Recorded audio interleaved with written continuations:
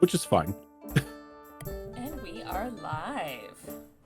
Don't you lie to me. We're not. We are, I promise. Even though I think our bot is down, we are live. Well, welcome back, everybody. How are you guys doing? It has been a weird day.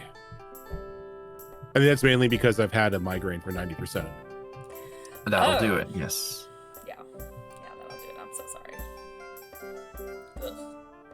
I don't know. You think with the amount of caffeine that I consume on a daily basis that I would be immune to migraines? One would think. I'm right there with you. Hasn't worked for me yet, and I live on this stuff. It's like, here I am once again making more gamer subs, and it's just like, you think I'd just be on a constant caffeine high to where I wouldn't have to feel pain.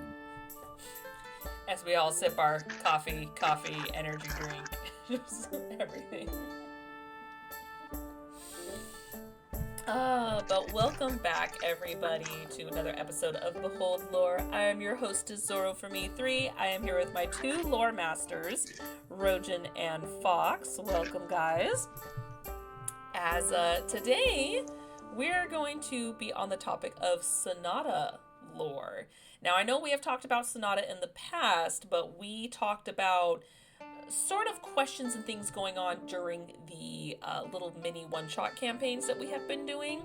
But we haven't really gotten into the meat and potatoes of the lore that is behind Sonata. Maybe a little bit, but not too far into it. And I know Fox, over the last, oh gosh, it's been like 3-4 years maybe now since the last one. Something like that, yeah. It's been a hot minute as he's come up with Has a it lot been more that lore. long? It's been a while. Like, I don't know what's more like befuddling, that or the amount of time that we've been playing Mass Effect. Look. I didn't mean for it to go so long. There was a good 2 years where a lot of shit happened. Yeah, we weren't able to play. But it was just like 20-minute adventure in and out. 6 years later.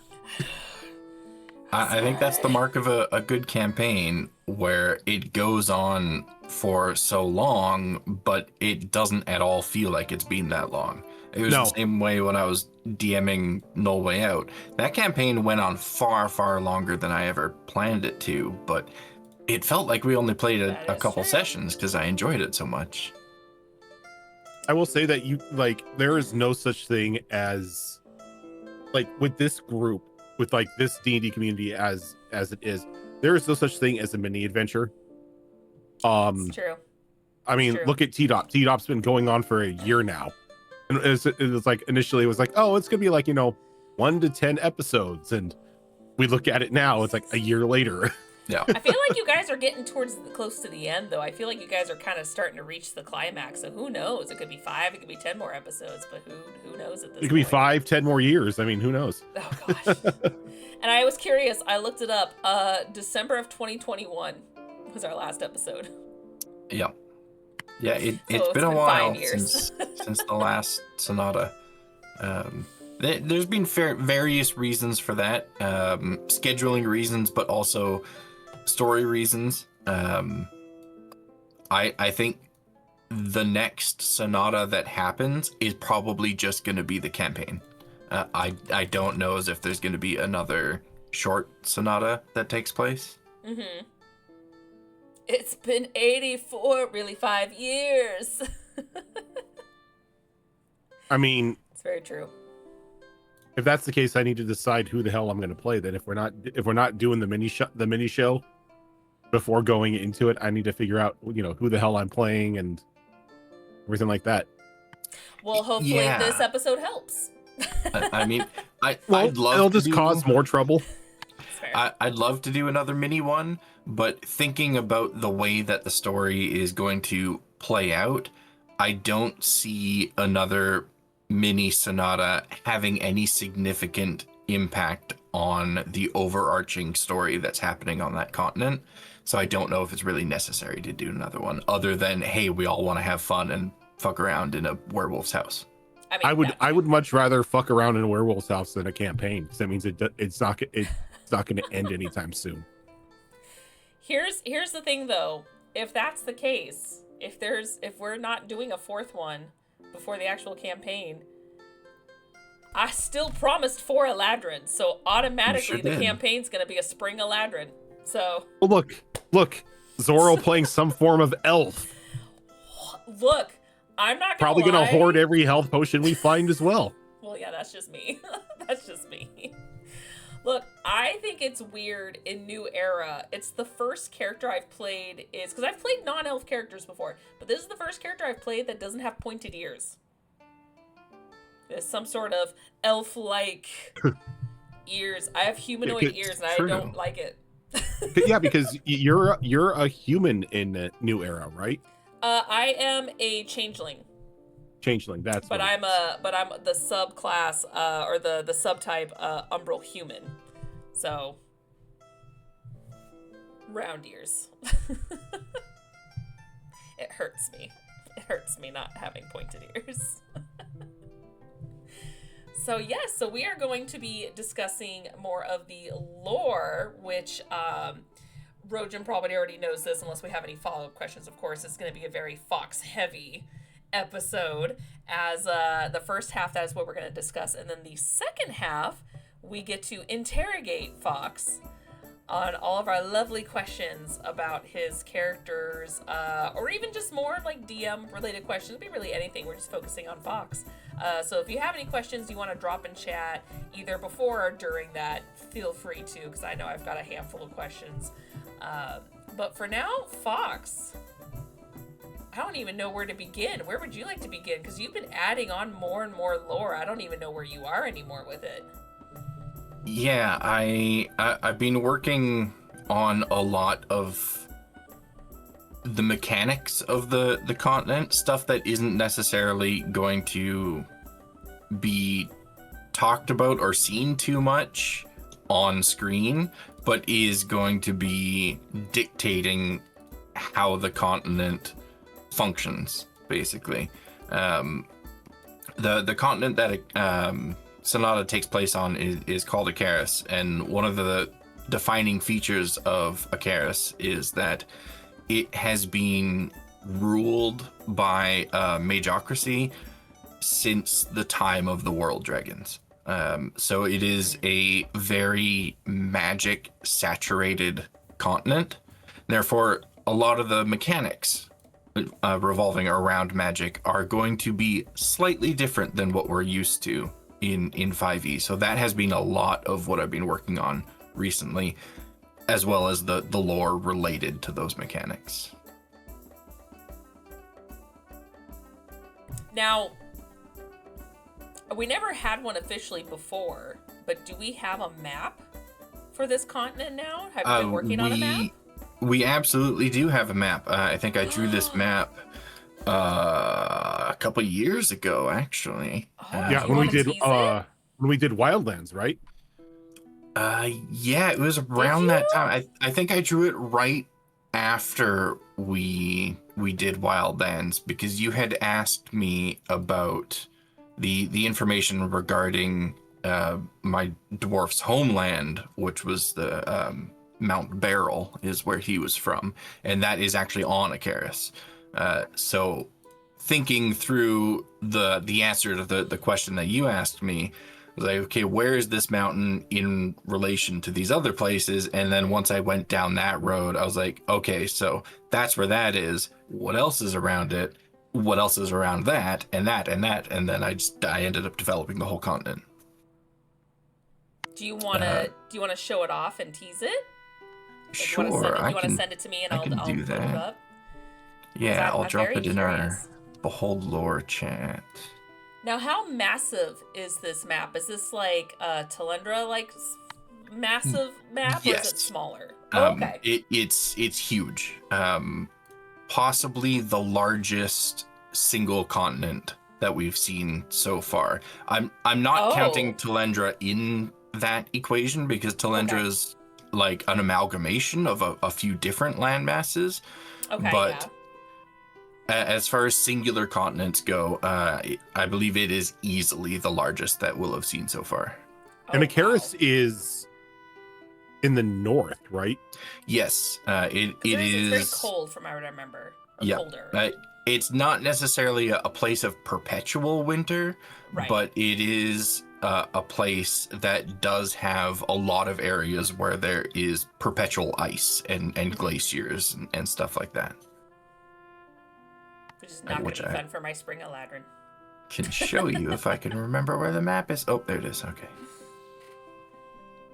That's actually really cool. So when you know what I'll do, I'll kind of do what we did last time with Talendra, where I'll have the map up. So I'm gonna cover our beautiful faces. See if I can peek Fox in there while he's talking. Yeah, let me go ahead and just throw this up. And if you want to kind of discuss maybe some certain points of like interest or just kind of expand on the map as a whole. Actually, Yeah. one of the things I'm going to do too, I'm really curious, I'm saving it right now. I'm trying to stall and I'm not doing a good job. One of the things too is I'm curious is where we started it all, or what the places we have visited that people would be familiar who have followed us for the one shots that we have been doing. So give me Yeah. just a moment because the map is massive, so I just need a moment to shrink it down.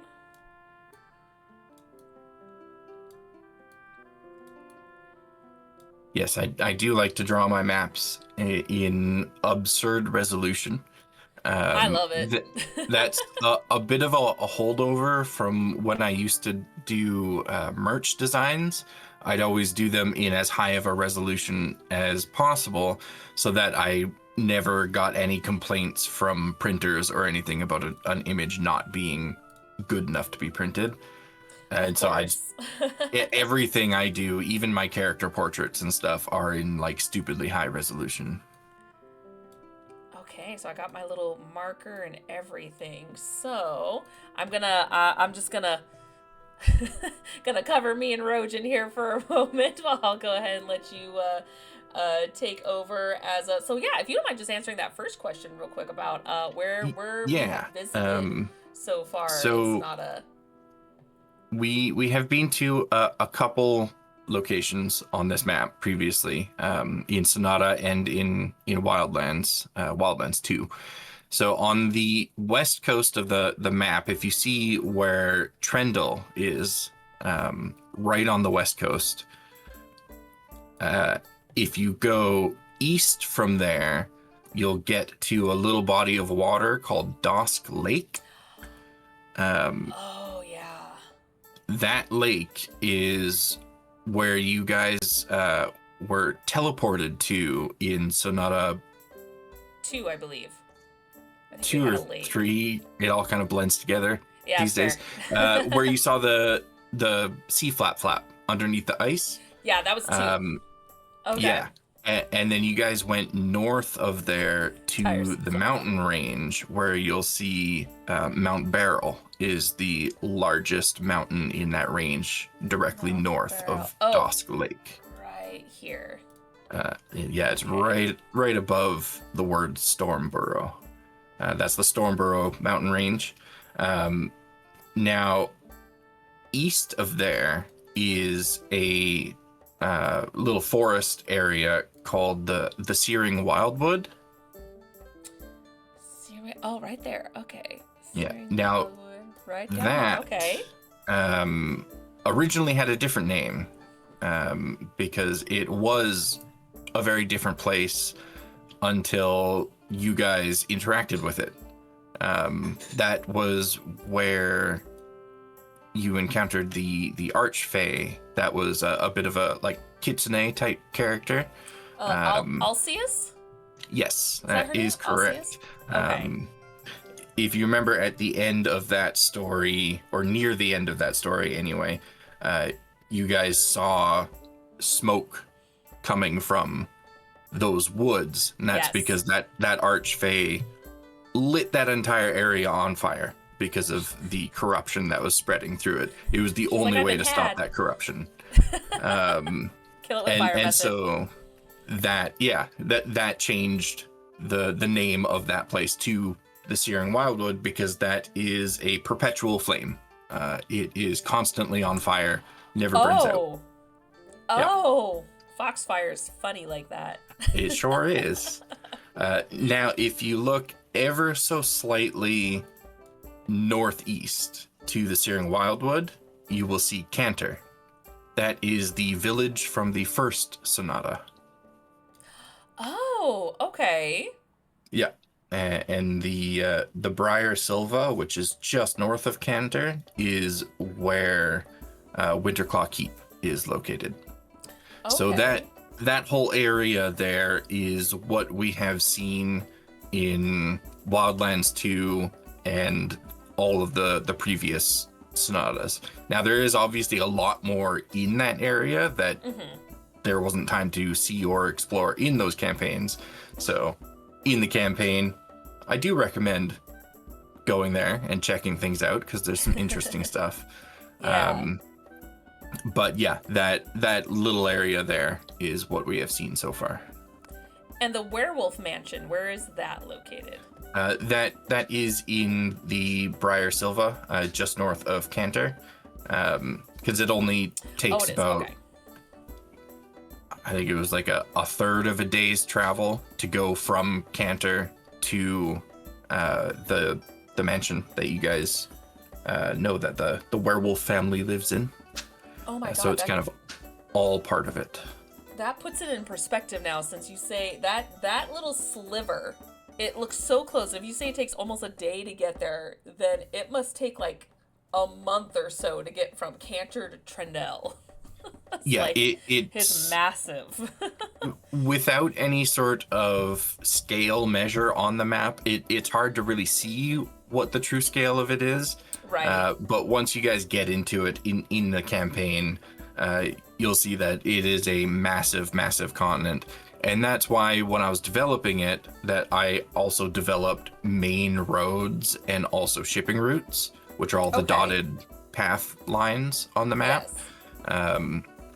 Because travel on main roads is going to be a lot quicker than just traveling through the wild. And because it is such a significant and interconnected continent, I wanted to make sure that there was known and common trade routes that were taken and passage trails and stuff like that were commonly used, because you need something like that on a continent this size. Without it, you're not going to have an interconnected continent.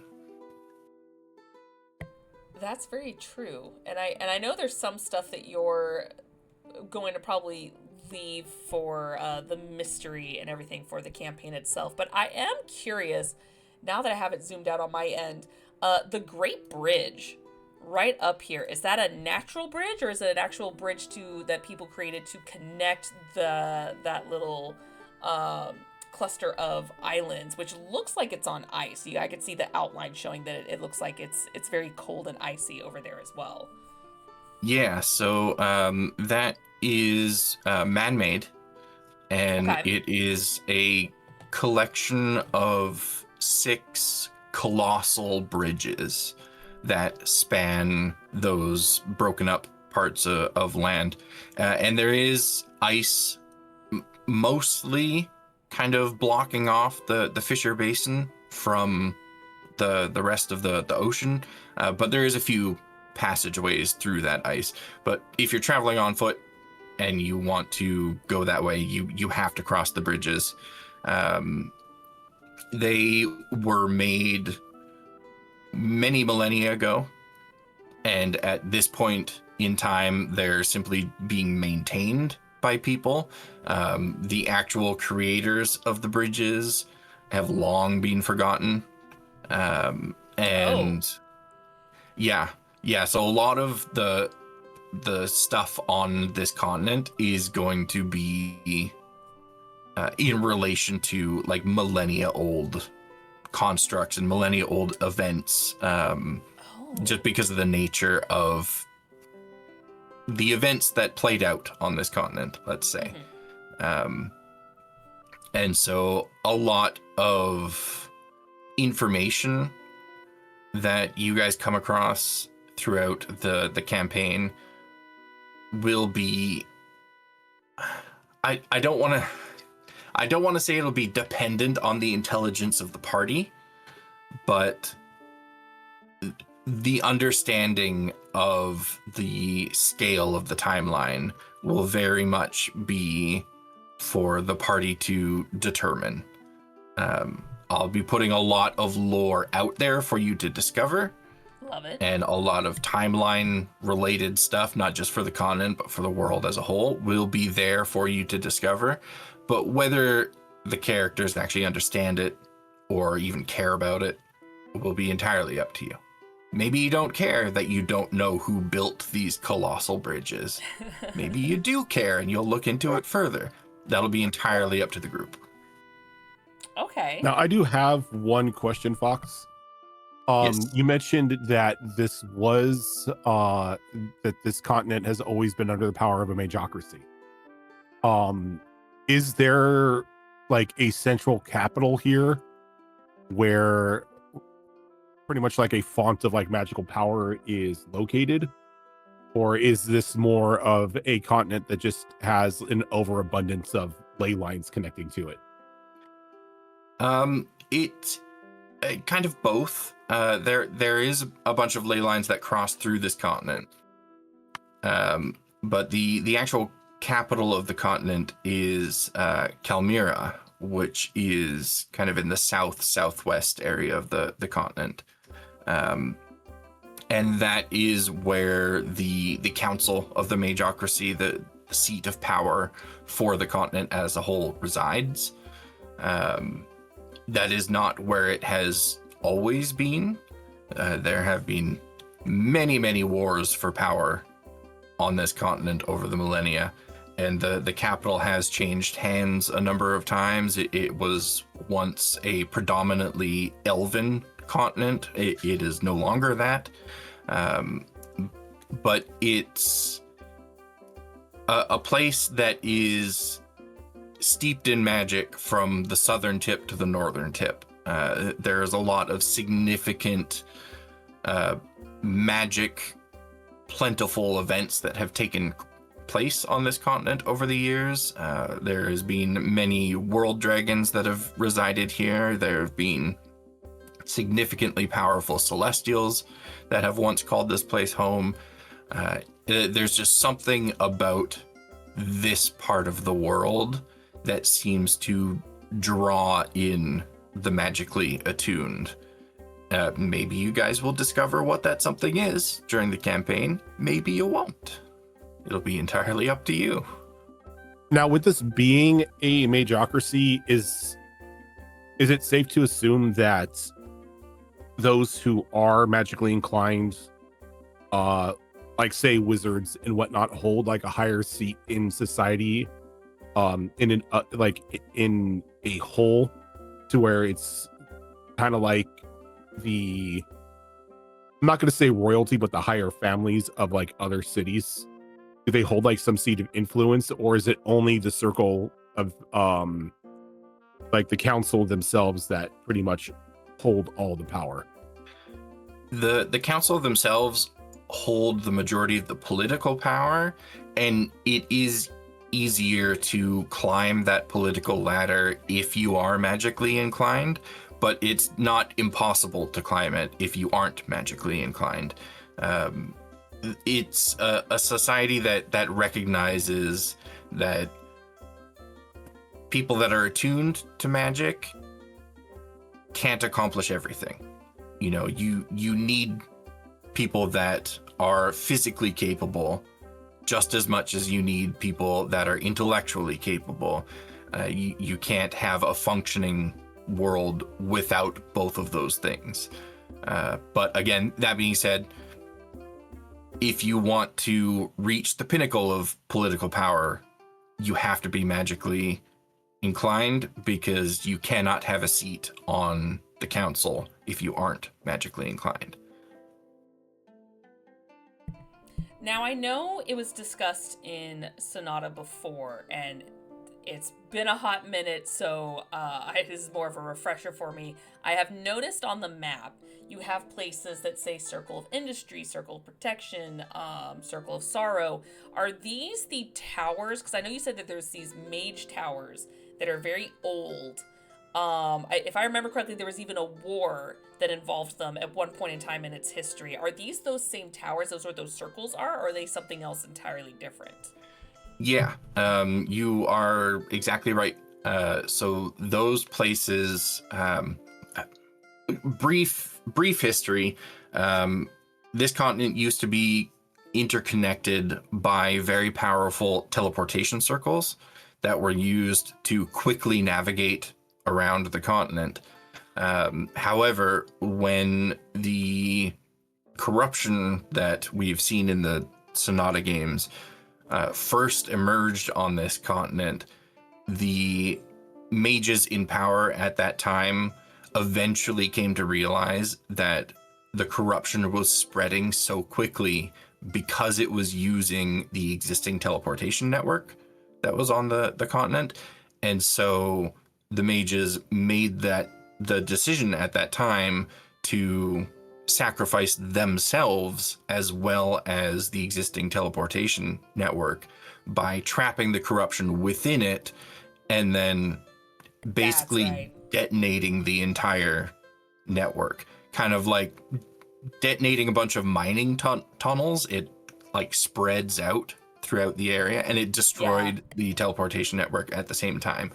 Now the circles that you see on the map are the circles that have since been repaired and have become functioning again, but they aren't all necessarily controlled by the existing magocracy.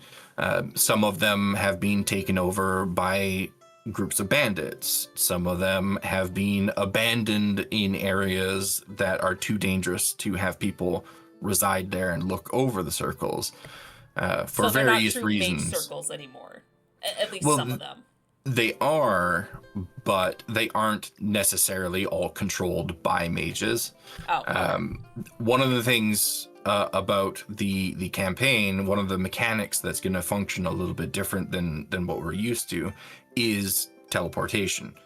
Because of this event that occurred on the continent, long distance teleportation outside of the use of these specific circles is possible, but is also very dangerous. Even short-range teleportation can come with a level of danger because of what happened on this continent all those years ago. I can see how that still would be very much handy considering the massive size of this continent.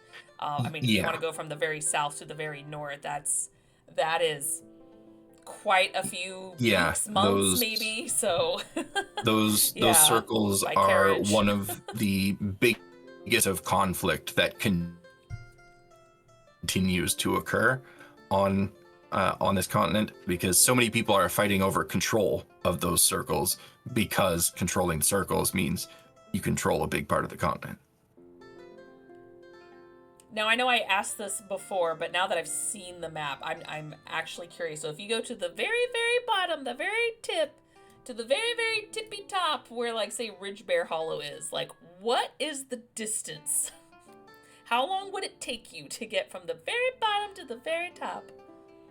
So I have thought about that many times, and any time I find myself going down that road, I always stop myself because I don't want to put set numbers on that. That's fair. Okay. Because the travel time is going to differ depending on the route that you take. It's going to differ depending on the weather, the time of year. Nope. Uh-oh. Where you go from one... Oh, you hiccup there for like 3 seconds.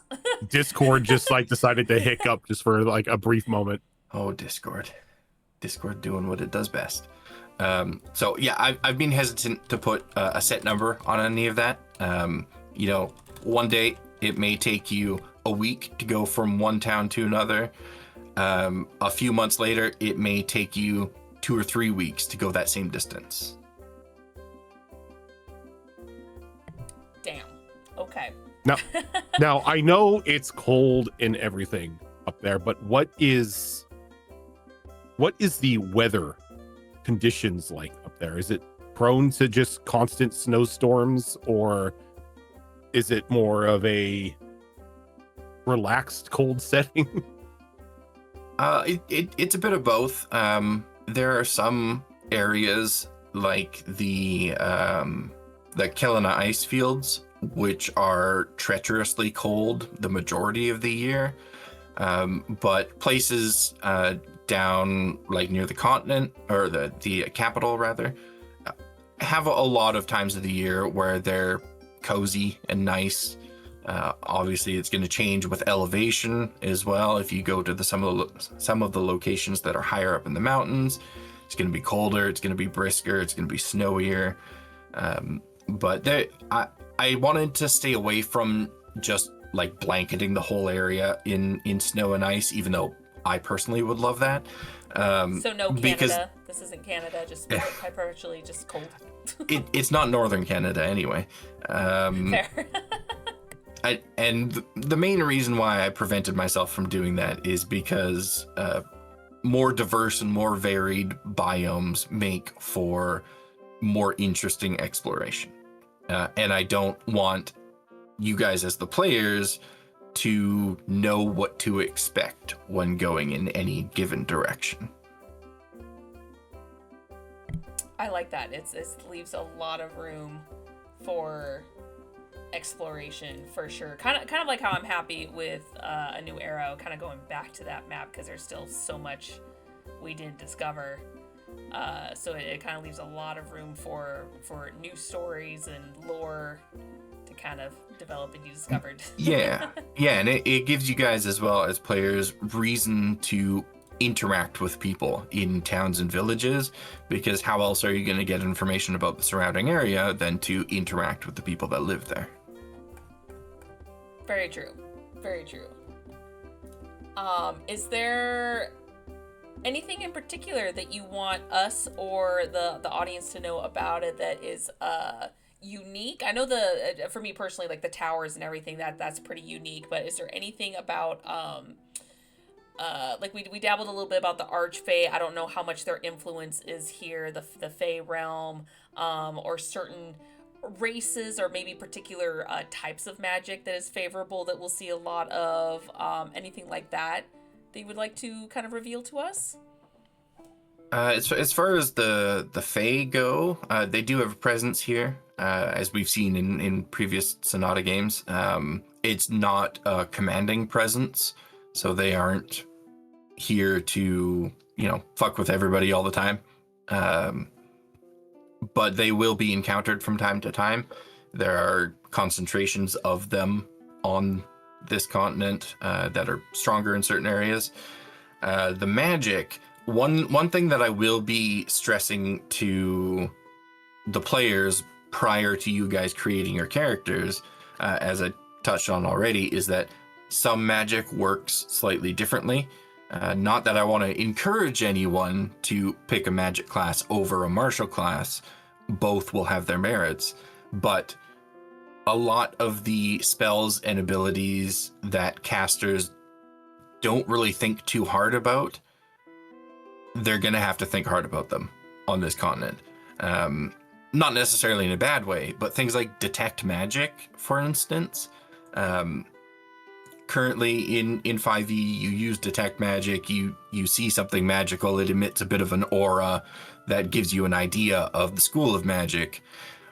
It does that here as well, but beyond that, you can further push abilities like detect magic to not just learn the school of magic, but with, I don't know, as an example, a successful arcana check or something, or insight check or whatever it happens to be, you can maybe even learn the specific effect that is related to that magic. Or if you're trying to track down a person that used magic on something, your detect magic might show you a faint path of their magic and the direction that they took immediately after using that magic.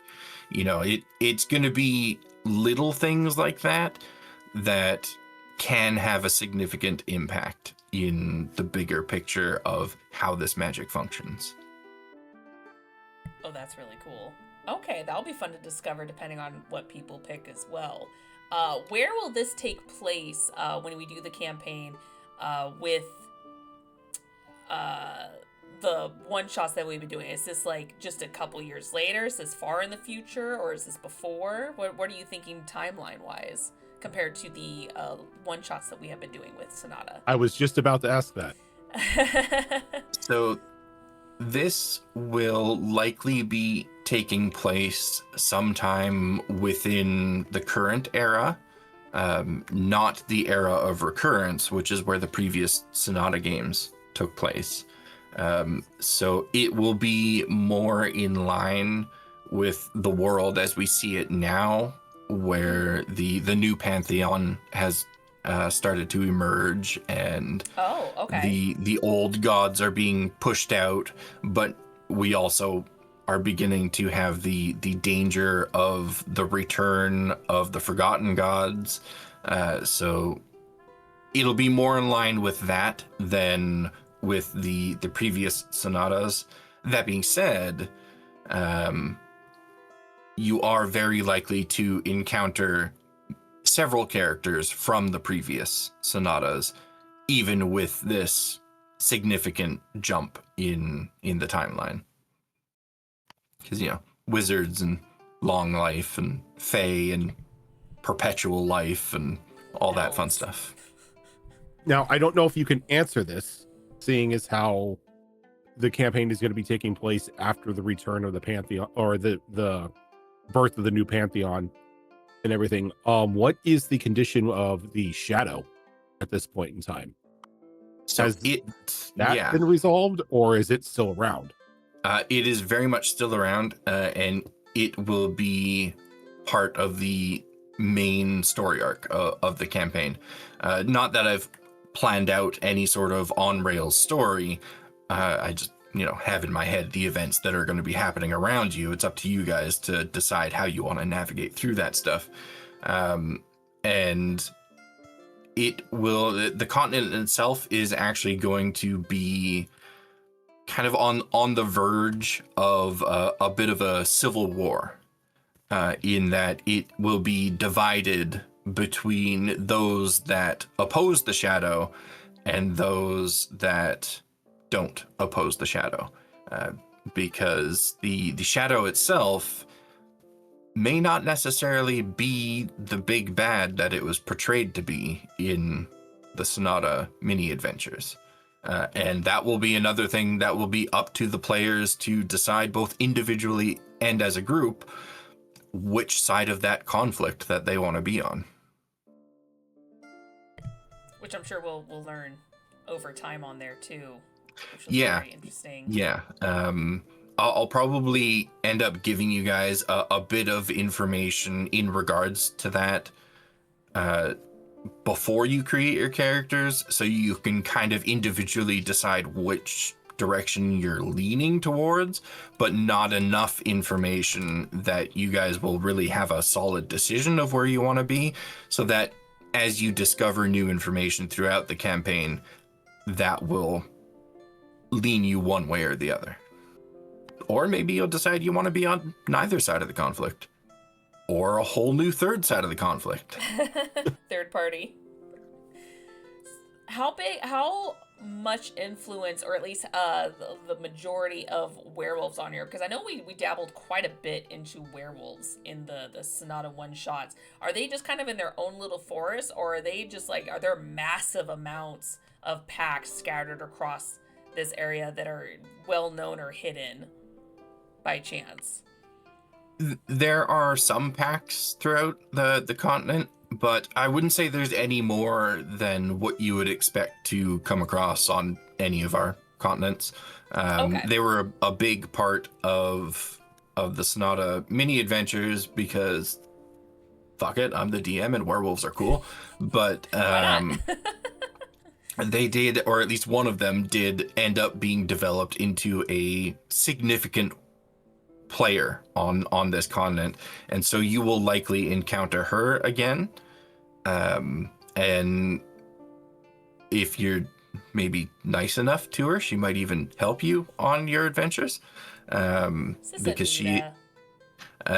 she is not only a very powerful arcanist, but she's got some odd timey-wimey bullshit going on herself, and she's a very capable enchanter as well. Okay. And so a mechanic that I was planning for Sonata 4 is instead going to be a much deeper mechanic that gets put into the campaign, which is evolving weaponry. So you will have the opportunity, you won't have to take the opportunity, but you will have the opportunity to engage in an evolving weaponry mechanic that I'm putting together that will essentially allow you to dictate the abilities that your weapons take on. You'll have basically like a branching skill tree type of options set before you. And cool. Once you reach the next tier with that weapon, you can go out into the world and start using it, and then the next few branches will begin to open up to you, and you can decide which of those you want to pursue. And when you're ready to activate it, essentially, you can go back to Antia, who is the person that is capable of doing this, to then hit that next tier within that weapon. It's still in the works, and I'm trying really hard not to make it clunky, because that is something that crafting often ends up doing in D&D, is being very clunky and cumbersome, and I want to avoid that. So I'm really trying to fine-tune it into a very natural feeling mechanic. That's fair. And this is for all weapons, including like arcane focuses and stuff too? Yeah. Okay. So it's I don't want to limit any of this stuff to any specific type of character. I want the martial classes to be just as capable and have just as many options as the arcane classes, who are just as capable and have just as many options as like the holy classes or the clerical classes. I want everyone to feel like they have the capability to play the character that they want to play. That being said, another thing, if anyone is thinking of playing a paladin, during your character creation, I will require you to come up with the tenets of your oath, so that I, as a DM, can keep track of it. To know when to punish you if you become an oath breaker. Oh no! Oh my gosh. You know what? I may have to like copy that, Fox. Because looking at it, paladins and paladins in 5th edition are very loosey-goosey with the oaths and what they are, yeah. And I thought about that when I was playing Baldur's Gate, one of my various playthroughs of Baldur's Gate. Because it's so ridiculously easy to accidentally break your oath in Baldur's Gate. So, okay, well, I don't want it to be that easy to break your oath. Yeah. I want there to be some wiggle room. However, you killed one goblin and all of a sudden you're an oath breaker. I do like that there is a guideline there for breaking your oath as a paladin. And I want to take that and implement it in my campaign in some way that feels good for everyone involved. Oh, that's cool. Now, because there are werewolves in like the continent here, are players allowed to be werewolves, or is this something that is specifically NPC only? I would certainly be open to it. If anyone ever has an idea for their character, no matter how off the wall it may seem, absolutely, let's talk about it and let's figure something out. That being said, for werewolves specifically, if you remember back to Sonata 1, they are seen as monsters, as something to be exterminated. So if anyone wants to play a werewolf, keep in mind that people are going to treat you a certain way because of it. Oh, good to know. Okay. There is a question in chat from Malls about why, in your opinion, do you think werewolves are better than vampires? I don't think you specifically said that. You just said you really love werewolves, but I guess we could tap into that. I think werewolves are more interesting, just from a cultural standpoint, and I also think that werewolves have the really fun and really interesting narrative component of being at war with yourself, because so often the werewolf side of you is this bestial thing that is out to sate all of its desires, whether that be hunger or violence or some other things that are usually, black screened when they occur on our shows. Whatever the desires happen to be, the werewolf side of you is usually just out there to sate those, whereas the humanoid side of you maybe recognizes that to sate those desires, you have to hurt a lot of people, and that's not good, and you don't want to do that. So now you're at conflict with yourself, you're at war with yourself, fighting those bestial instincts to do those things. And narratively, I think that's just such a fun thing to explore, and a really, really interesting thing when I see other people do it, when I read about it in novels, whatever it happens to be. I really, really enjoy that. And although vampires do have that to a certain extent, I think vampires have the problem where they are such long-lived creatures, often indefinitely so, that I don't see a scenario in which they don't eventually become a Dracula, essentially. A creature, a person that has lived for so long that they no longer view the people around them as people. Okay, I'm going to stop you right there because Ash's father is doing pretty damn good being very empathetic towards humans. So I'm just going to put that out there. Yeah, so was his father at one point. Look, that's True. a different situation. He was a dick.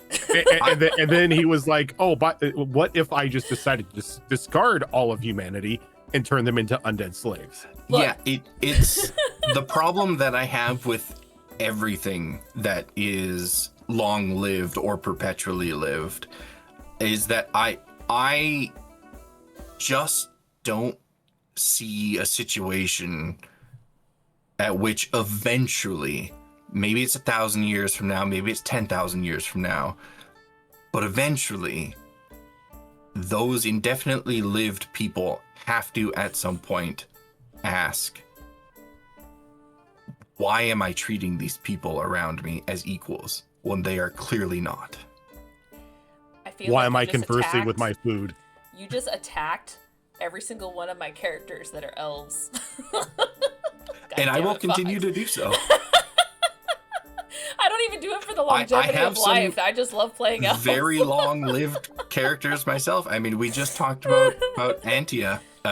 As far as lifespan goes, she doesn't have one. So she will eventually probably reach that point as well.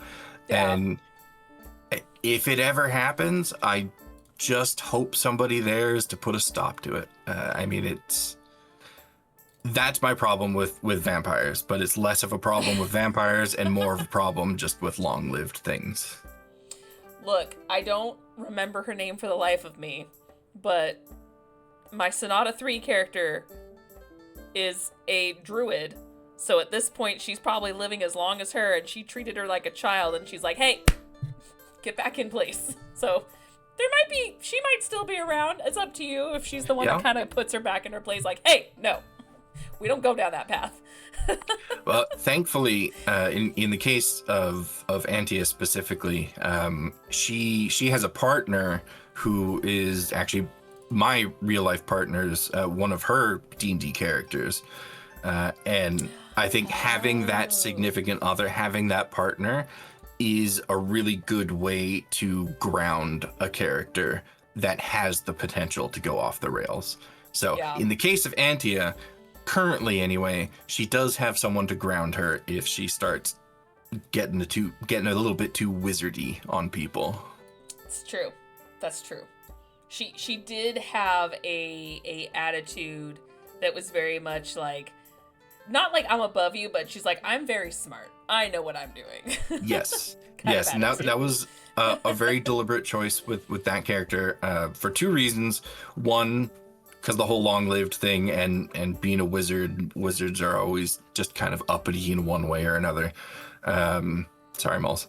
And two, she was a born werewolf, so she has always been ostracized by people. Yeah. So combining those two things, it's like, I don't see any reason why this character would really like being around people at all. It's mostly the werewolf aspect too. I would think that would jade her, because she's just like, well, everyone already sees me as a monster. What the fuck? Yep. Yeah. Oh my goodness. Well, we went a little bit over than we normally do, but there's a lot to unpack here, and I know there's so much more that would probably take hours.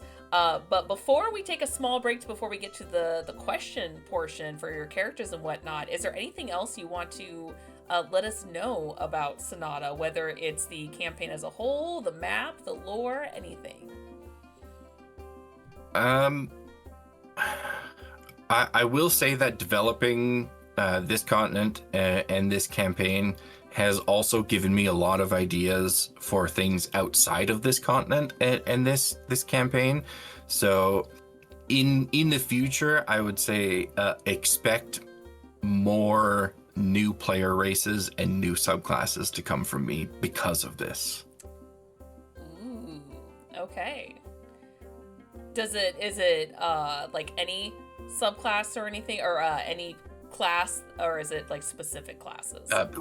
Currently, I'm working on a wizard subclass that is the working name that I have for it right now is just Glyph Reader. It's a subclass that specializes on reading existing magic.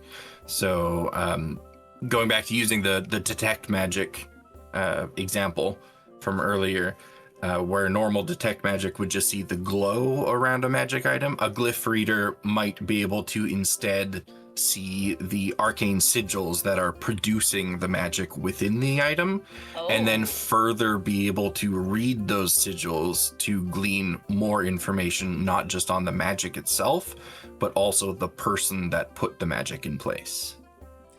Oh, so it's reminds me very much of like, okay, you got a scientist that can see DNA, but this person picks it apart and can tell you exactly every single bits yeah and piece.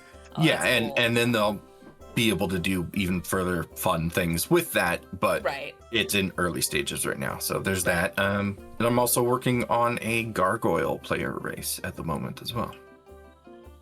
You know what? I remember years ago, I don't even remember what campaign it was for. It might have been for Destiny Forge 2, maybe? Or maybe it was for 3. I can't remember. I remember approaching Rojan saying like, so I have a homebrew gargoyle idea. He was like, no, probably not. I'm like, damn it. Okay. I was like, huh, that might be intriguing, Fox. Gargoyles are very intriguing. Plus, I'm a huge fan of the animated series. Who isn't? Yes, naturally. Who isn't? I'm a 90s kid. Come on. Well, for those of you who are not aware, we are planning on potentially having this campaign take off as soon as the Mass Effect show is done, which is about a year, maybe year and a half, kind of depends. And of course, that doesn't mean it's going to happen right away, but it is going to take over that Thursday slot. So yeah, probably within the next year, maybe 2. You guys will be able to finally see a Sonata campaign finally come into fruition. So very excited about that. So yeah. We're going to go ahead and take a small break. And when we get back, we're going to go ahead and start interrogating Fox on more questions, whether it's Sonata related or all the characters past, present, and future that we want to get to know. So we'll be right back.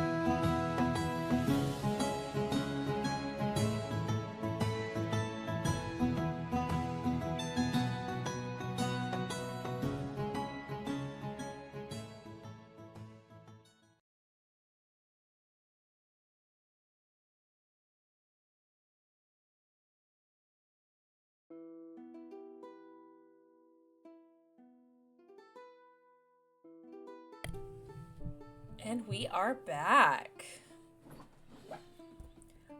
Welcome back, everyone, to the second half of our show, where we have our guest for the evening is HBFox.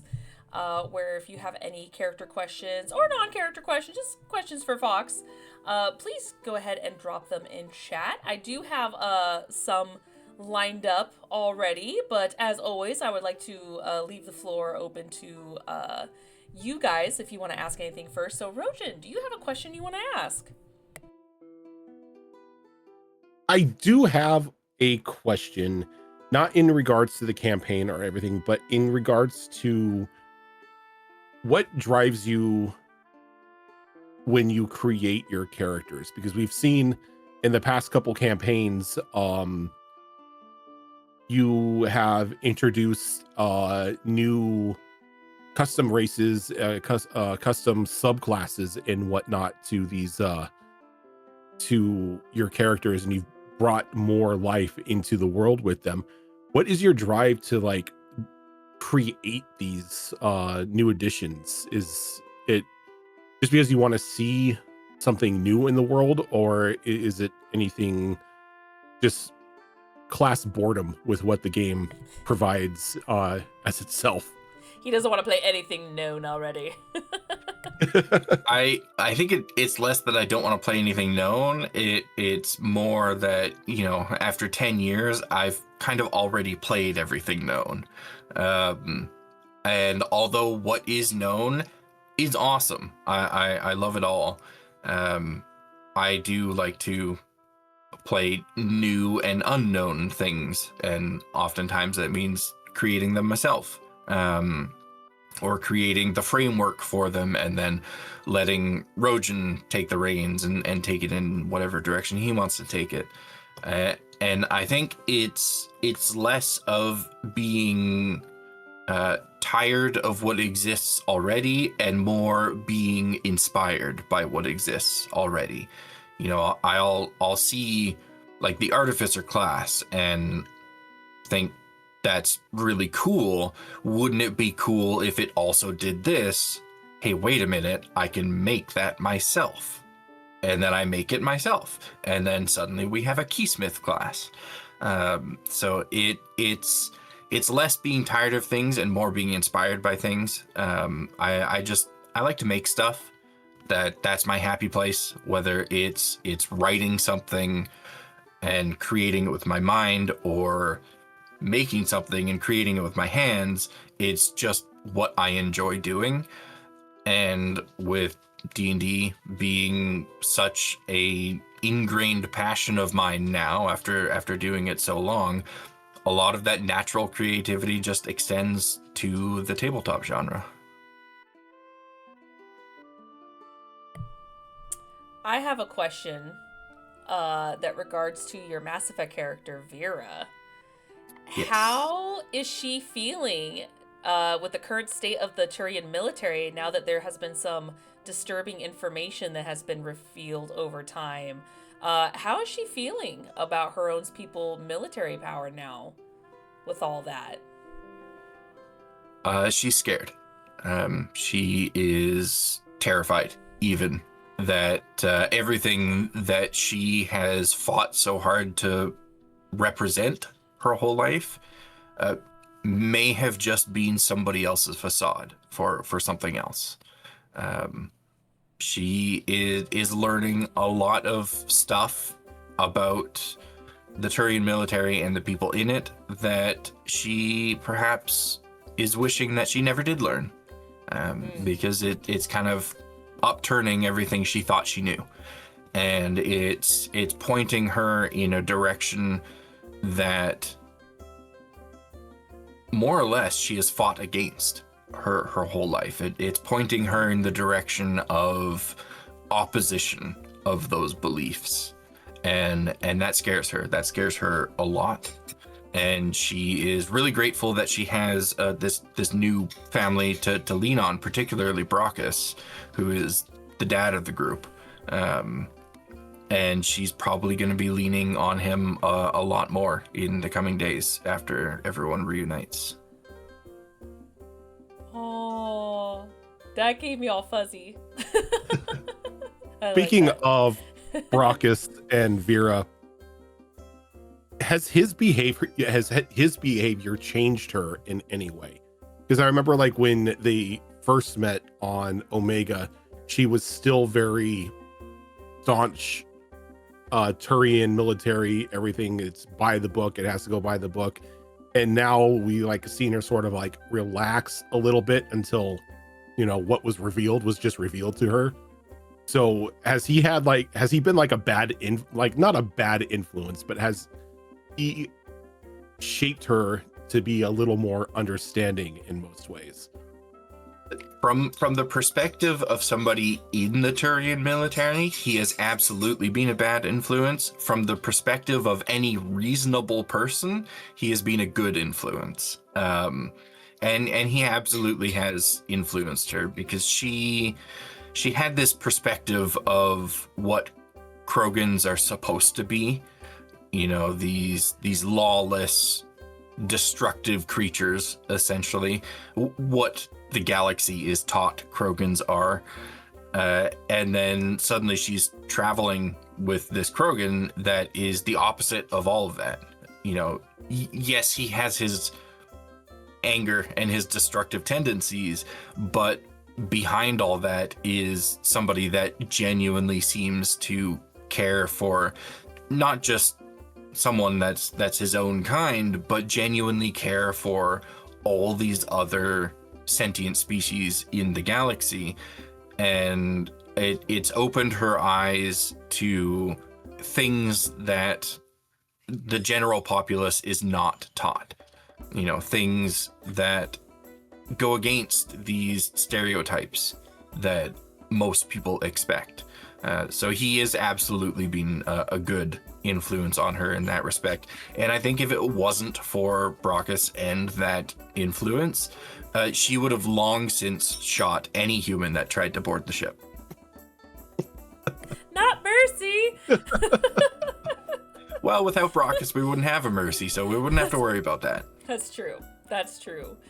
Yeah, there's been definitely a lot of changes I've seen over the campaign with Vera, where of course very typical Turian, very militant mind, very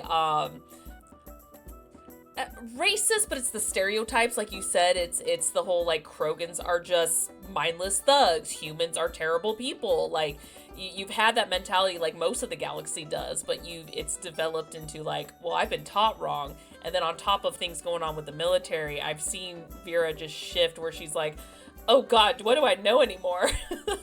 Yeah, exactly. She's currently knee deep in that crisis. Yeah. And it's not necessarily a bad thing, but when you've been taught a certain thing your whole life, it definitely is a bit of a shock for sure. But also, Malls did ask a question in chat. Your characters have a lot of layers to them, flaws, strengths especially. Is there one character that you feel might be the most misunderstood? Most misunderstood? Mia. Mia... No. Mia wore a lot of her drives on her sleeve. She wasn't necessarily transparent all the time, but she didn't have a habit of hiding things from people. If she was after something specifically for power or specifically for curiosity, you know, she would usually at least let one person, typically Chemic, in on her reasoning for doing something. So I think she was sort of understood. She's a very, very different person now in the timeline, and if she's ever encountered again, that will be evident. But during that campaign, I feel like she was pretty open about her drives and her reasons for doing things. Yeah.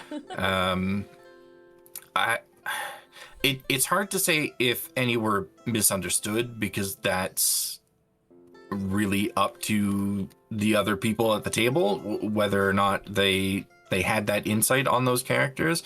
I think one character that didn't necessarily get to talk about their reasoning for their actions through nobody's fault but their own, was Kyo. Kyo was a very troubled and very difficult character, and she didn't have the emotional intelligence to properly articulate her feelings to people. Yeah. And Very I rough think around that, the edges. yeah, I think that often resulted in momentary misunderstandings because she didn't know how to explain what she was doing or why she was doing it. And most of the time as well, she just didn't understand what she was feeling either. She was a child that was tormented and experimented on and ritualized from her birth, essentially, and that fucked her up. That made her a really messed up person. And I think the group that she traveled with did really help her to reconcile some of that. But at the end of the day, the trauma is still with you, whether you recognize it or reconcile it or not. And she is somebody that will always be deeply traumatized. And that makes her, in the way that she's traumatized, just difficult to interact with. Now I know the group was for the most part like very like considerate of her. Like they didn't oust her. They never treated her like an outcast or anything. Yeah. But there definitely was that. There were moments where they're like, "Hey, Kyo, can I ask you a question?" Oh, never mind. Okay, you're doing your thing. All right, cool. I'm just gonna go over here. Oh, you're making a glass volcano now. Gotcha. Yeah. That is one thing that I will say about the group that I am incredibly grateful for and incredibly thankful for is that you guys recognized, and Rojan as well as the DM recognized when she was in a moment where she just needed that understanding, and it was given to her. And I am very thankful that she was allowed to have those moments of almost self-discovery in a way. Yeah. It really helped me as the person behind the character develop her into someone that wasn't just a burden to be around. Mm-hmm. And I'm not gonna lie, I think it's because when we were finding some information to update the Talendra map before we started the new era, I went back and rewatched the 3 episodes we had. We had 3 back-to-back beach episodes. It was great. When we were on the casino island or The the golden casino era. area.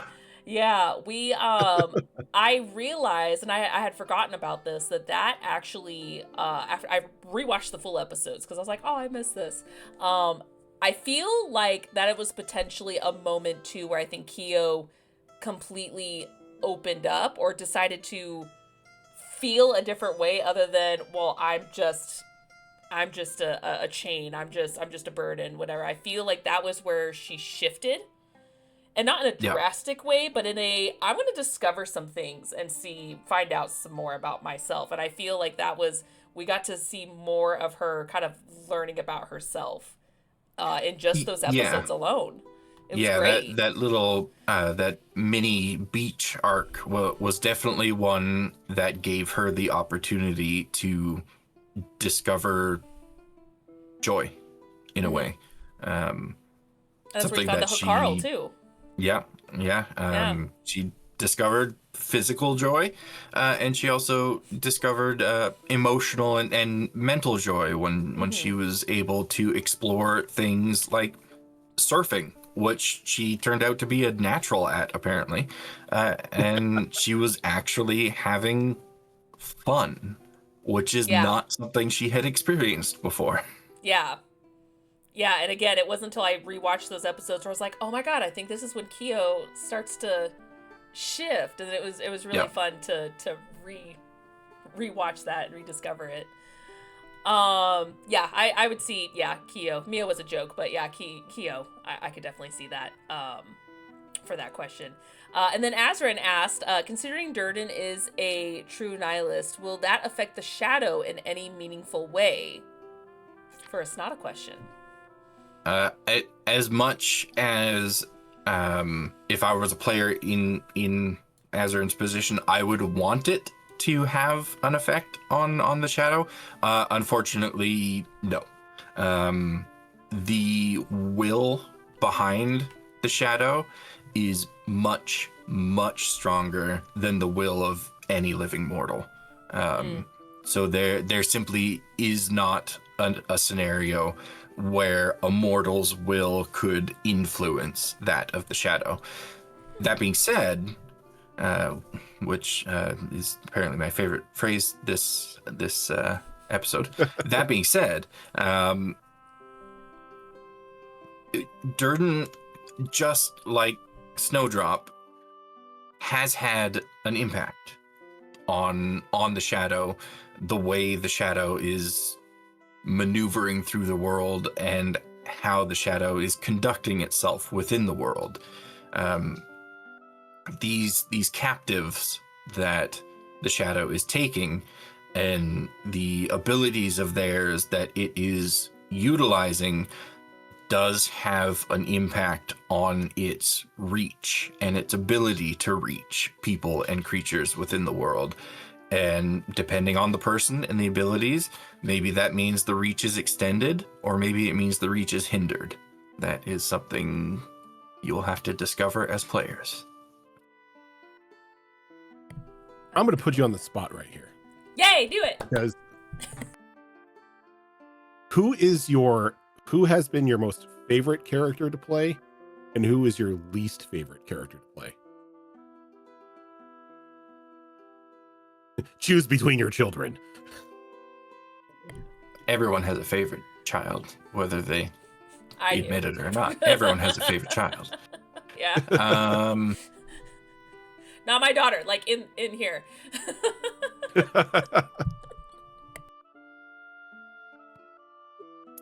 I won't say they were necessarily my favorite, but one character that I think influenced every single character that came after them, and was a supreme joy to play, was Zale.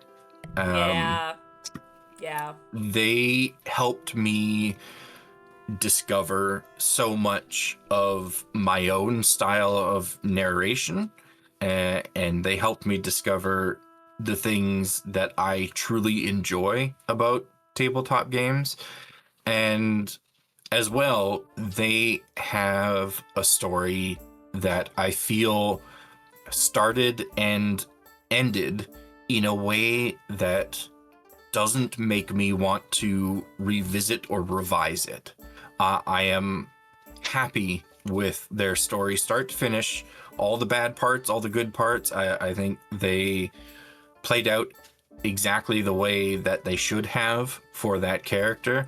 And although I am very, very sad that I will never get to step into their shoes again, I am happy to close the book on their story and leave it as is. And that is not always something that I can say about my characters. So often I want to return to a character to see what they're doing at this point in the timeline, or return to a point in their story that I wish could have gone differently, whatever it happens to be. That is not the case with Zale. I don't want to change anything about how their story went or how it ended. Now, my least favorite. We had a good funeral, though. I remember the funeral, the reunion. Yeah, I'm happy for them to be a point in other stories, but their story is finished. The character that I don't want to say least enjoyed, but least liked, I guess. And I think this is not going to be a surprise to anyone. I don't even fucking remember his name. My priest guy in the Halloween. In the candy? Yeah. Yes. Oh, I can actually tell you his name because I still have his card. Give me a second. I was like, I have it. I don't dislike having played him, I just really don't like him as a Callum. character. Callum. Now, is that because he was a priest of your least favorite god? That I want to say that wasn't a factor, but it may very well have been. I think I struggle a lot with religious characters in general, just because of my own like strong opposition to it in real life. It makes it very difficult for me feel to that. connect with it even in a fantasy setting. Yeah. Though I will say I think playing him allowed me to overcome a little bit of that. But I think it was a combination of him being so religious, and then also him just being like a regular dude, just like a human. I don't connect with humans very well, so playing one was very difficult for me. Yeah. But you did so good. Like, you made him such like a, not a hated character because of the world setting for that. It's like, and how you played him was very much like, he's a douchebag. Like, we should probably kill him off because we don't like this guy. But how you played him was so well done, and how he shifted as well, because you're like, oh shit. Like, it was very well done. I loved how you played him. I think that was it, in large part thanks to everybody that was at the table. Everybody gave him the openings that he required for me to act in the ways that he did. It would have been very easy for anyone, literally anyone, to just be like, this guy sucks, and like stab him in the back when he wasn't looking their way. Yeah. But even with his grating personality, I was given room to play the character in the way that the character needed to be played. So it was maybe in part the way that I was playing him, but it was also largely in part to everybody at the table enabling me to play him the way that he needed to be played.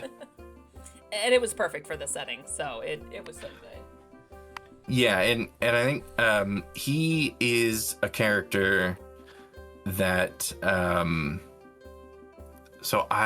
what was the name? I had just watched Midnight Mass, I think was the name of the show, when I got the inspiration for him. And Midnight Mass was a horror miniseries by Mike Flanagan, who did like The Haunting of Hill House and stuff like that. And I love Midnight Mass so much. It is it's great. Like a masterpiece of a series. Yeah. And my character was largely based on the attitudes and mannerisms of the priest from Midnight Mass.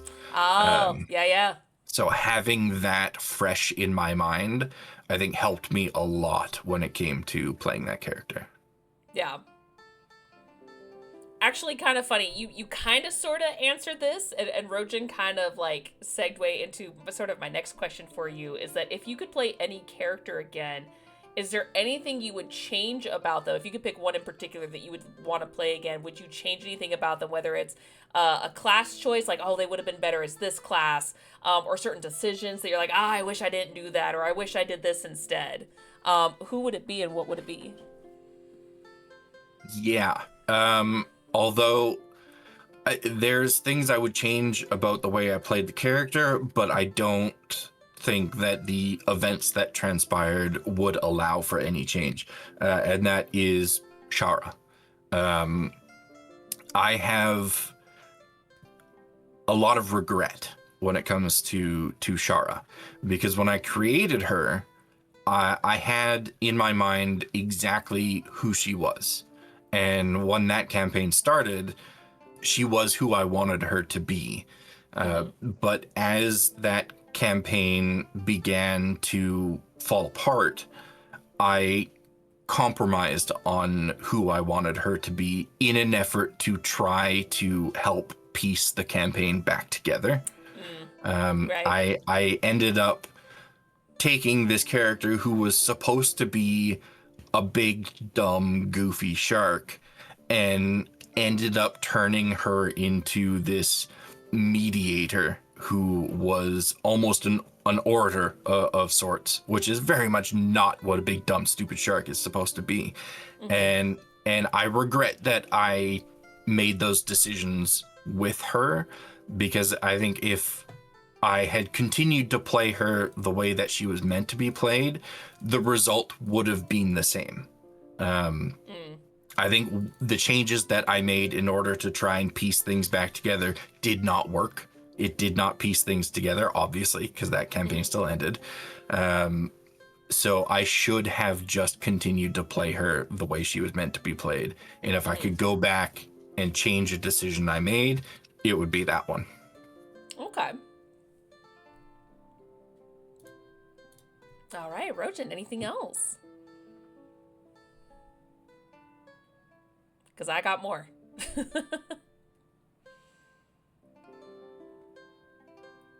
If you could choose one campaign setting for us to play in for the remainder of the time that we played together, what would it be? Say Wild West.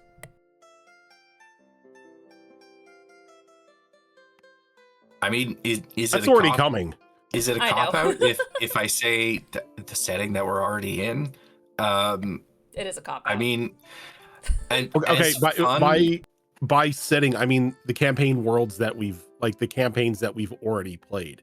If you had to choose one to play for like the remainder of your time playing D&D, which one would you take? I mean, I think that's an easy answer of the setting of DF Campaign 2. Not just because that whole campaign was such an enjoyable experience, but because it is also set in a time and place that has such variation in its populace and in its locations, in its biome, in everything that's going on. So I feel like that's a place I could be in for another 10 years and still be discovering new things at the end of those 10 years. So it's less of a I prefer this area over all our other campaigns, and more of a there's so much in this area that I don't see myself ever being like, oh, I know exactly what's coming. And considering how I believe it's one of our longest running shows, not Destiny Forge as a whole. I mean, like that particular campaign, it went on for like over 100 episodes. I feel like we've had so much to connect to that it feels like home. It feels comfortable, and we want to know more because it was there's so much enjoyment on that continent. So I'm right there with you, Fox. Yeah, and with a place so big, I feel like you could spend so much time in it, and you will reach the end of your character's story before you reach the end of the story of the continent itself. So it's the type of place that you could spend an eternity in and play generations of different characters. You start creating family lines with them. You at could. One point. I mean, Yeah. I mean, I remember when we were talking about like going back to that land setting for Destiny Forged. I had made a mention to you guys that I didn't want anybody to make generational characters. You did, Like yeah. if like when we return to that area, much like we did with New Era, I wanted to make sure that they didn't have like a generational connection to any of like the known heroes of that land. Like I wanted them to be fresh starts, making their own way through it, and it's not just like, oh, I'm having a hard time, I'm going to call on my my great grandmother or whatever, who is now this all-powerful half dragon vampire, who lives off on a remote island with her immortal orc husband, and it's just like, no, it's okay. Yeah, and I really like that decision because it pushes us in the direction of creating a brand new story in this familiar place. Mhm. Oh, Malls has a good question. Oh, I know the answer already. What is your hot take on romance in games? I think that's our goal in every game is we strive for romance, Well, despite Rojan not wanting romance, romance. it's never something that I pursue, but it's That's always fair. something that I'm open to. Yeah. I never have a character who is intent on having that sort of relationship with either an NPC or a PC or whatever it happens to be. But if the narration, if the story just kind of naturally gravitates in that direction, I'm more than happy to go with it. I think romance can be a really interesting aspect to a story, and it can really be an anchor for characters that might have difficulty connecting with certain events that are going on. I think romance can really help with that. That being said, if I'm doing it with another PC, it has to be the right person behind that PC. That's fair. Yeah. Consent. Because I have seen instances where there's been romance between two PCs and it's awkward because one of the two people is a little bit more into it than perhaps they should be. And that's nobody wants to be a part of that. It's just uncomfortable. So if I'm pursuing romance with a PC or NPC, even, it has to be the right player or DM behind that character. And so far, I've been really lucky in regards to that. Anytime it has been pursued, it has felt like it's been in a very natural way and hasn't made things weird. I mean, that's my perspective of it. Maybe the other people that have been at tables with me have been like, oh, why does Fox's character keep ogling that person? This is really inappropriate. I don't know. Maybe that's been the case, but nobody has said anything to me, so No. I assume it's been fine so far. So yeah, I'm all for it with the right people. The jokes that came out on Thursday when I introduced Leah to the group, and Gray was like, well, we all know who Fox is going to be going after. Yeah. I mean, listen, you put a Noel in front of me, and that's the only thing I'm going to be looking at. Yeah. And you know what? You've been not quite 50-50. It's more like 60-40. You have eventually, whether it was already pre-established or discovered in game, you have found romance, but it hasn't been every single one for sure. And again, it's been about half and half. It's like been NPCs or a player. So and they've been entirely different. And just to kind of add on to it, I agree with you, Fox, where it just kind of adds an interesting aspect. I know Rojan's just like, oh, they want a romance. They're all horny.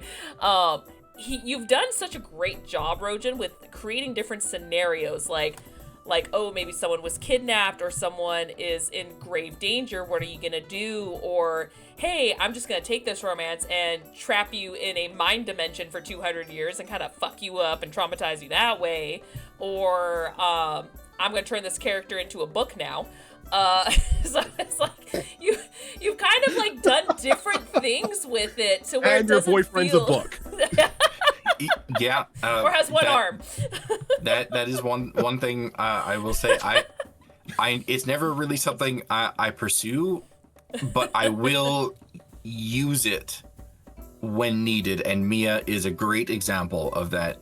She is, just because of the nature of the race that she was, Valkyrie, they're very susceptible to material wants and desires. And that poor girl, she had a lot of wants, but nobody was reciprocating. And she was trying. She kept trying, the poor thing. But wait, who was she trying to pursue? Obviously we know what NPCs that she was doing, but was there any of the player characters that she was maybe hitting on that I just totally missed? I mean, she made insinuations a number of times to some of the player characters, mostly to Gillitam's character. Oh, yeah. Yeah. And she certainly made a lot of insinuations to several NPCs, but Yeah. poor girl just couldn't get it. I'm sorry. You didn't want to get with a And goblin? I thought it was funny. It was a fun avenue to explore, Yeah. especially since that was kind of my first foray into really sticking to the guidelines of a race that I created. Right. So to continuously have that as a desire that wasn't being sated was really fun to explore. And you know what? That seems very realistic. There's plenty of people out there that could probably relate to the whole like I'm just gonna keep shooting my shot until something until something hits in. Yeah, I mean, You she's know? still out there So- somewhere everything at the trying real wall. hard. Wait till something sticks. Yeah. And now just you're now the guy you're pining over is now a piece of literature. I mean, just putting Her this out favorite. there, who is gonna turn down a literal angel? Like, you guys got to be crazy, but it keeps happening to her. It kept but again, that's so relatable. Where it's just like just keep trying. Yeah, and then never give up. What's his name? When Ash's boy showed up, she immediately started hitting on him, and then Gillitam's character swooped in, and all it took was one glance from her, and he was gone, and Mia was just left like, well, Oh, that was Rojan. I had no Maybe the control next over one. my children. I have no control over my children. You have no control over your children. I gave him, hey, this is what they do. This is what they're about. That's it. It's like, yeah. So And it's something I will use in narration, but rarely something that I actually actively pursue. And Right. it's like it's funny because you guys like everybody goes after NPCs and whatnot that are introduced. Like, I know you made the joke of, oh, you're all so horny. All I said in like the start of Withered Waste was a black dragonborn, and you guys just You had me. instantly, yeah. it was just. But it's like, yeah, A dragonborn, you say? it's funny Okay. because it's like somebody like me who doesn't really do a lot of romance with like any characters that I make, Yeah. with like the slim characters that I have. Right. It's just like when I see you guys starting to form relationships with NPCs, and it starts to like spin into like some sort of romance or anything. It's like, y'all are just giving me more targets to cause you trauma. Yeah, that's what I'm saying. Yeah. Although it's funny because you've created a character with romance, and then you're like, she's dead. Yeah, You're like, no, she's dead. she's There, dead. it was there, but she's dead now. She died off screen before the game even started. You're that way. If anyone says, "Oh, Rojan doesn't like romance," I had that one character backstory off screen. Can't say it. Oh, which is great. I love it. But yeah, I think that's it. We definitely went well over the time we usually do, but with a topic like Sonata, where we have just barely scratched the surface of such a game, I definitely wanted to go at least an hour with that instead of our usual 45. So I'm really happy that we got to extend it and learn more about that and learn some very interesting and funny information about your characters, Fox. So that was very entertaining. Thank you.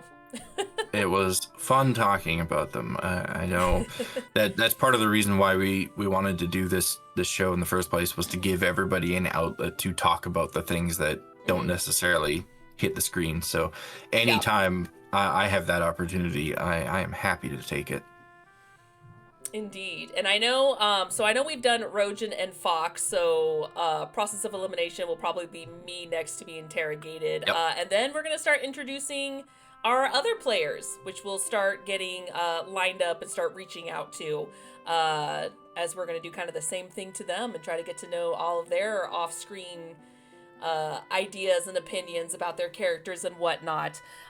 So yeah, as always, we don't know what our next topic's going to be specifically, but we will be back. There's no holiday the next Sunday of May, the first Sunday of May, so I think we should be good. It's a holiday tomorrow, so we wanted to do it a day early tonight because of that. Yay, the bot's working again! Yeah, Excited. it's in its new home. It should Good. never be down again unless my power or internet is out. Yay! Perfect. Well, we'll go ahead and sign off here then. Again, thank you so much, everyone, for hanging out with us and asking those wonderful questions. This is not the only show we have. We have several, actually. We have our longest running show of Destiny Forge on Mondays, run by Rojan. We have our alternating Tuesday show, which is this upcoming Tuesday, actually, of Star Wars Tales of the Outer Rim, run by Tiltbot. Then we have our 2 alternating shows on Thursdays, where we have Mass Effect Horizons, Mass Effect 5e conversion run by me. And then alternating, starting our new show, as we have 3 episodes so far now, of A New Era run by Rojan. Then we have our Saturday rotating shows, where we have Withered Wastes, which is run by Rojan. And then alternating Saturdays, we have, I always call it by the Downton real Abbey? name. Yeah, I do. Downton Abbey every single freaking time. Downfall of Propriety. It rhymes. Tell me I'm wrong. Run by Malls. And then we have our Saturday evening shows are still on hiatus for now, but we do have our Wayward Wanderers Pathfinder Extinction Curse campaign run by Azrin on Sundays. Just a quick little heads up, I will be out of town with Tilt next week, so there will be no Mass Effect show on that Thursday. I know it's been a while since we played that, just a lot of family and sicknesses and a lot of things have been happening. It's just been a bad month. So we should be back to it though next go around. But yeah, thanks again for joining us, guys. If you would like to catch up on any of our past shows, I definitely put it up on our YouTube channel. Otherwise, we will see you guys next month for another installment of Behold Lore. Until then, you guys have a wonderful night.